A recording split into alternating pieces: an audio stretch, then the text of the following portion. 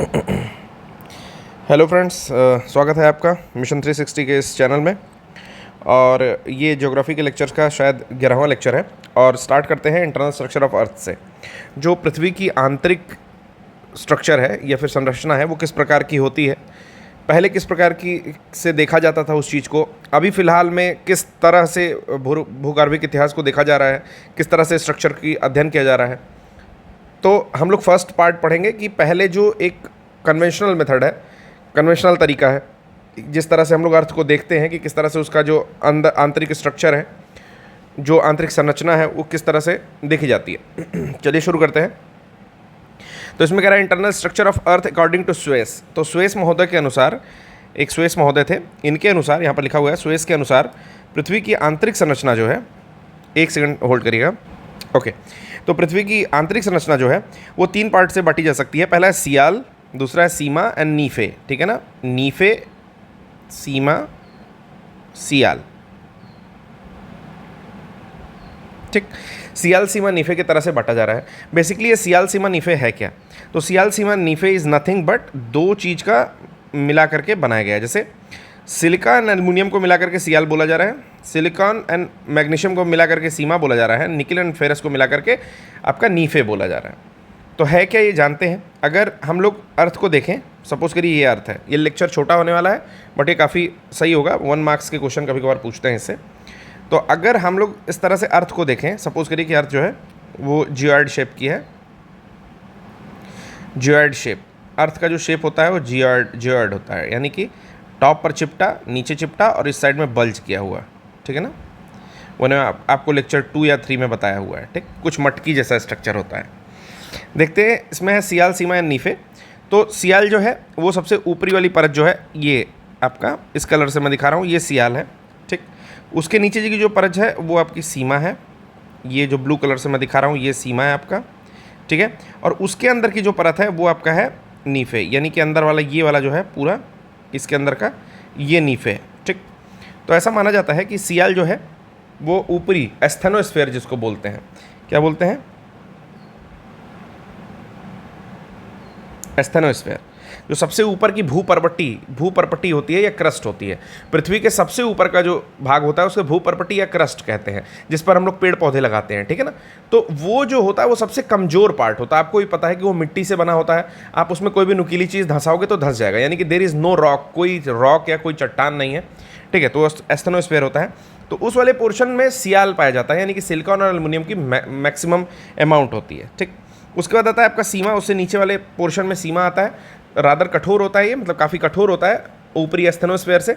और नीफे जो होता है, ऐसा माना जाता है कि वो लिक्विड स्टेट में है, ऐसा माना जाता है कि वो जो है लिक्विड स्टेट में आपका होता है, मोल्टन स्टेट में है, यानी कि बहुत ज़्यादा गर्म होगा, तप्त होगा, और लौह जो है सेमी लिक्विड स्टेट में होगा, लाइक प्लास्टिक स्टेट में होगा। ठीक है, तो उसमें आपका क्या क्या आता है, निकल एंड फेरस, यानी कि लौह तत्व जो होते हैं वो सेंटर में होते हैं, ऐसा माना जाता है। ठीक, अब पृथ्वी के क्रस्ट की अगर बात करें, मैंने आपको बताया कि मान लीजिए कि ये पृथ्वी है। ठीक है, तो ये जो ऊपरी परत है जिस पर हम लोग रह रहे हैं, यही ऊपरी परत है पृथ्वी की। ठीक है ना, इसे बोलते हैं क्रस्ट। हिंदी में भी क्रस्ट ही लिखते हैं, इंग्लिश में भी क्रस्ट बोलते हैं, कभी कभी भूपर्पट्टी, ज़्यादा हिंदी लिखता है तो भूपर्पट्टी बोलते हैं। ठीक, अब इस क्रस्ट में सबसे ज़्यादा एलिमेंट जो पाया जाता है वो पाया जाता है ऑक्सीजन। अगर आपसे पूछा जाए कि विच एलिमेंट इज मैक्सिमम या in abundance found in crust, ठीक, तो आप बोलोगे कि ऑक्सीजन सबसे ज़्यादा आपका पाया जाता है 46.8%। ठीक, एलिमेंट की बात मैं कर रहा हूँ। अगर एलिमेंट पूछे, क्योंकि ये मेटल नहीं है, आपसे अगर एलिमेंट पूछता है, तत्व की बात करता है, तो ऑक्सीजन पाया जाता है। नेक्स्ट एलिमेंट पाया जाता है सिलिकॉन 27.7%, नेक्स्ट पाया जाता है एल्युमिनियम 8.1%। क्यों? क्योंकि यही मिला के बनता है सियाल, आप ध्यान से देखिए। ठीक, बट अगर आपका मेटल्स की बात करना शुरू करें तो हमारी क्रस्ट में iron, then oxygen, then silicon, then magnesium, यानी कि हमारी अर्थ की अगर बात किया जाए कि अर्थ में किस प्रकार से पाया जाता है, सॉरी मैं यहाँ ये क्रस्ट के बारे में लिखा हुआ है मैंने। ठीक, ये पूरा स्ट्रक्चर जो है क्रस्ट के बारे में है, लेकिन अगर पूछा जाए कि पूरी अर्थ में एलिमेंट परसेंटेज, ठीक, पूरी अर्थ में अगर एलिमेंट परसेंटेज पूछा जाए तो सबसे ज़्यादा पाया जाता है आयरन, यानी कि लौह तत्व, फिर पाया जाता है ऑक्सीजन, यानी कि ऑक्सीजन पता ही है आपको, सिलिकॉन फिर पाया जाता है, और फिर पाया जाता है मैग्नीशियम। तो ये क्रम है, तो दोनों में डिफरेंस है। ये केवल क्रस्ट यानी कि ऊपरी भाग की बात कर रहा है और ये पूरे अर्थ की बात कर रहा है। फिर कह रहा है पृथ्वी का रासायनिक संगठन एवं विभिन्न परतें, तो IUGG के अकॉर्डिंग, यानी कि International Union of Geodesy and Geophysics, यानी कि अंतर्राष्ट्रीय संघ है भूमिति एवं भूभौतिकी के अनुसार क्रस्ट जो है 30 किलोमीटर तक आपकी विस्तृत होती है। जो भूपरपट्टी होती है वो शुरू से ऊपर से 30 किलोमीटर तक आपकी विस्तृत होती है, यानी कि 30 किलोमीटर जो है ऊपर से विस्तृत होगा। मेंटल जो है 2900 किलोमीटर विस्तृत होता है, यहाँ से 2900 किलोमीटर मेंटल विस्तृत होता है, ठीक। और कोर जो है ऊपर से टोटल 6371 तक विस्तृत होता है, जो कि रेडियस भी होती है आपकी अर्थ की। तो यहाँ पर मैं फिर से फ़ोटो बना के एक बार समझाने का प्रयास करता हूँ। चलिए यहाँ पर समझा देता हूँ। मान लीजिए ये अर्थ है, ठीक, तो इतना क्रस्ट है,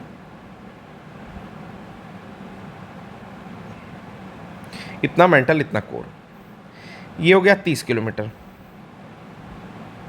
ठीक। भूपरपट्टी का पार्ट है, ठीक। फिर ये 2900 किलोमीटर जो आपका क्रस्ट मेंटल है, ठीक। और 6371 यहाँ से टोटल जो है ये गहराई जो है आपकी कोर की है। कोर को हिंदी में बोलेंगे क्रोड, ठीक। तो इसी क्रोड को मैंने बताया नीफे, निकिल और फेरस के तत्व जो है यहाँ पर पाए जाएंगे, ठीक।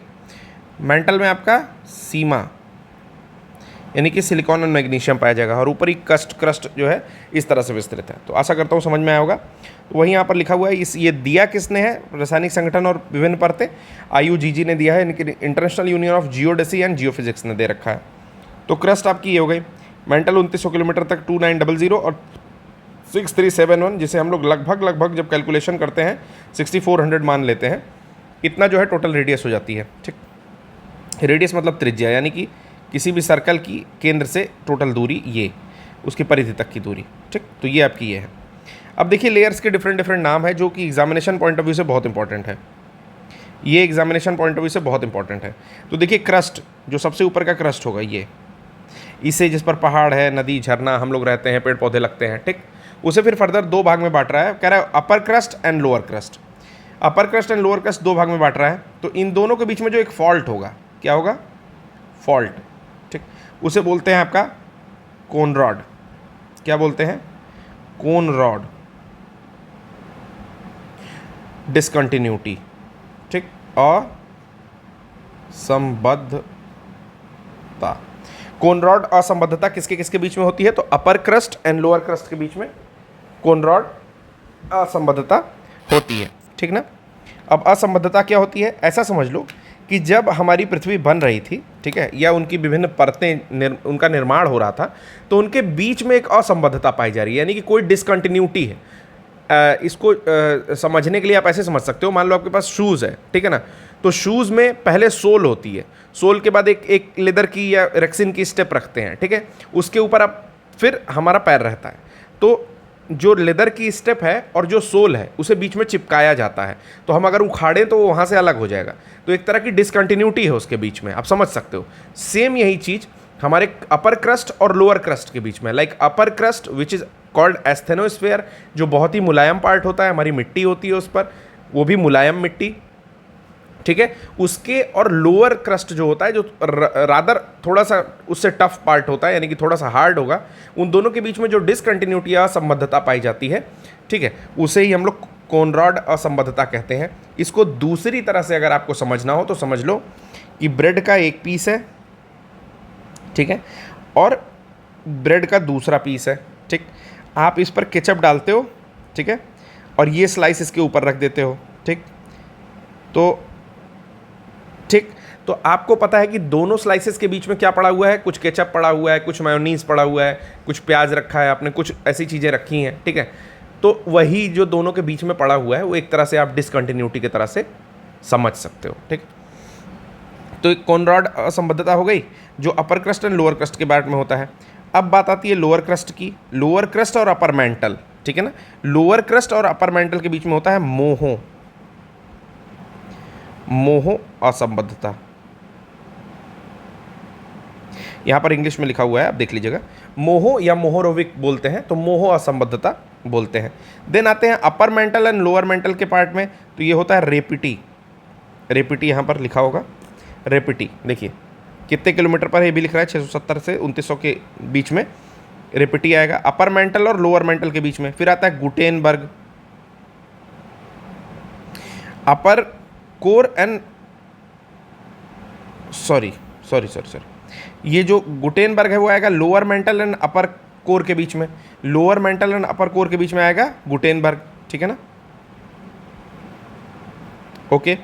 एंड देन आता है आपका लेमैन, क्या आता है, लेमैन, लेमैन आएगा अपर कोर एंड लोअर कोर के बीच में।